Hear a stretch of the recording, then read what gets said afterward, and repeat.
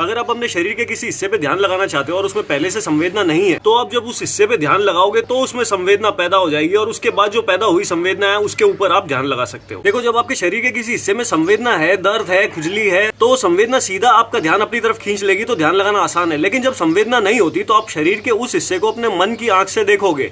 तो आप जब मन की आंख से देखोगे तो आपका मन उस हिस्से में संवेदना ढूंढने की कोशिश करेगा, और ढूंढने की जो क्रिया है ये कुछ देर के लिए तो इंसान को वर्तमान में बांध के रखती है। तो 2, 3, 4, 5 सेकंड तक तो आपका उस हिस्से में ध्यान बंधा हुआ रहेगा। अगर उतने में आपको संवेदना नहीं मिले तो आपका ध्यान खुद भटके, उससे पहले आप उसको कहीं और लगाओ, क्योंकि अगर आप खुद अपने मन को लगातार बदलाव दे रहे हो तो वर्तमान में बंधा हुआ रहेगा। तो मान लेते हैं आप अपनी हथेली पे ध्यान लगाना चाहते हो और अभी इसमें कोई भी संवेदना नहीं महसूस हो रही आपको, तो आप अपनी मन की आंख से 2, 3, 4 सेकंड अपनी हथेली पे ध्यान लगाओ। अगर आपको संवेदना नहीं मिले तो आप अपने शरीर के मान लो कंधे पे ध्यान लगा लो। अगर आपके कंधे पे पहले से संवेदना है तो आप उसे देख लो, और अगर पहले से संवेदना नहीं है तो फिर वही करो जो आपने अपनी हथेली के साथ किया कि 2, 3, 4 सेकंड वहां देखा। अगर संवेदना पैदा हो गई तो ठीक, नहीं तो वापस अब अपनी हथेली पे ध्यान लगाओ। इस बार जब आप अपनी हथेली पे ध्यान लगाओगे तो ज्यादा संभावना है कि आपको वहां पे संवेदना दिखेगी, क्योंकि जब आपने पिछली बार ध्यान लगाया था तो वहां पे प्राण आकर के सही ढंग से काम करने लग गया था, और जब प्राण सही ढंग से काम करता है तो वहां पे संवेदना पैदा होने लग जाती है। अगर इस बार भी आपको अपनी हथेली में संवेदना नहीं दिखी तो फिर से किसी और हिस्से पे ध्यान लगाओ, वो दूसरा हिस्सा कोई सा भी हो सकता है, और फिर उस हिस्से से वापस से हथेली पे आओ। ऐसे 2, 3, 4 बार करते हुए आपको अपनी हथेली में संवेदना मिलने लग जाएगी, क्योंकि उस हिस्से में प्राण कई बार काम कर चुका है तो संवेदना पैदा हो जाएगी।